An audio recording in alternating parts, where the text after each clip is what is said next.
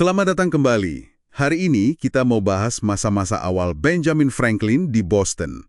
Ini periode penting nih, dari 1706 sampai 1723.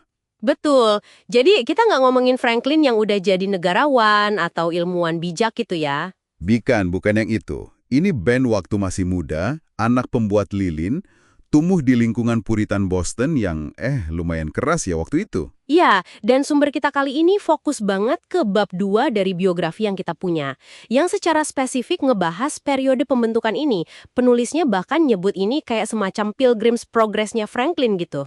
Menarik itu istilahnya. Oke, jadi misi kita hari ini apa nih? Kita mau coba gali gimana sih pengalaman-pengalaman awal, dia, keluarga, lingkungannya, pendidikan yang singkat, sampai konflik sama kakaknya, itu ngebentuk dia. Ngebentuk sifatnya yang kita kenal itu ya. Rasa ingin tahu yang gede, mandiri, agak-agak pemberontak dikit gitu. Persis.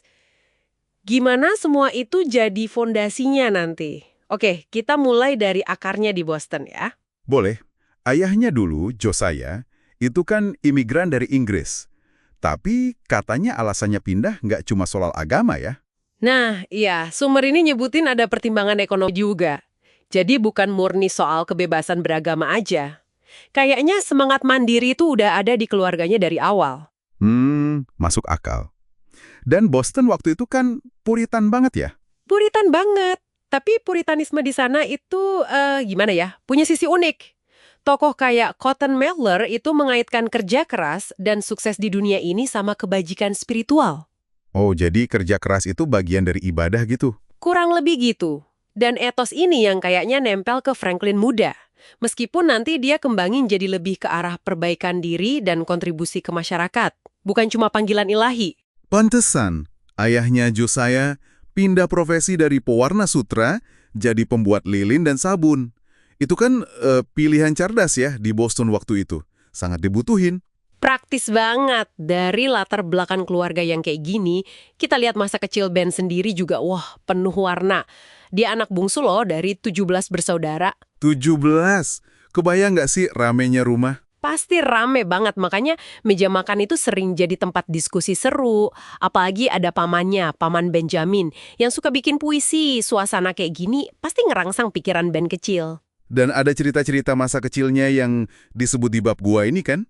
Yang soal dermaga itu? Ah iya, yang dia ngajak temen-temennya nyuri batu buat bikin dermaga. Itu kan nunjukin jiwa kepemimpinan dari kecil ya. Sekaligus ya agak nakal dikit lah, tapi udah problem solver gitu. Betul, udah mikir solusi praktis walau caranya agak gimana gitu ya. Terus inovasinya pas berenang, bikin sirip tangan sama kaki, pakai layangan buat nyebrang kolam. Itu kecerdasan praktisnya udah kelihatan banget. Jangan lupa insiden peluit. Yang dia bayar kemahalan terus diledekin saudara-saudaranya. Nah itu penting tuh. Sumber ini nekenin gimana pengalaman itu ngajarin dia soal hemat, frugality, nilai yang dia pegang terus sampai tua. Jadi semacam prinsip hidup buat dia. Dengan otak seencer itu harusnya kan pendidikannya lanjut ya. Tapi kok cuma sebentar sekolahnya? Iya, dia masuk Boston Latin School umur 8 tahun, pinter. Tapi cepet ditarik keluar sama ayahnya. Kenapa tuh? Sayang banget padahal. Alasannya, pragmatis sih. Biaya kuliah di Harvard itu mahal banget buat keluarga sebesar mereka. Terus, Josiah kayaknya ngerasa Ben ini dengan sifatnya yang agak skeptis dan usil itu. Usil gimana? Ada cerita dia nyeletuk soal doa makan ayahnya yang panjang. Dia usul, kenapa nggak sekali aja doain seluruh tong persediaan makanan gitu. Kritis dari kecil ya. Nah, gara-gara sifat kayak gitu, ayahnya mungkin mikir, wah ini anak kayaknya nggak cocok jadi pendeta nih. Oke. Terus setelah gagal magang jadi pembuat alat potong, akhirnya dia magang di percetakan kakaknya ya, si James. Iya, betul. Dan ini jadi pintu masuk dia ke dunia yang dia suka banget. Buku dan tulisan. Dia kan emang kutu buku banget ya. Banget. Sumber nyebut dia lahap baca Pilgrim's Progress karya Bunyan sama Lives karya Plutarch. Buku-buku ini ngasih dia ide soal usaha individu, kebajikan sipil, agak beda sama doktrin takdir Calvinis yang dominan waktu itu. Ini menarik. Gimana dia nyikapin kontras antara ide dari buku sama ajaran di lingkungannya ya? Ada disebutin nggak? Sumbernya nggak detail soal proses internalnya gimana, tapi kayaknya paparan ke ide-ide alternatif ini yang mulai bikin dia mikir mandiri. Sayangnya, hubungan sama James ini malah jadi masalah. Kenapa emang?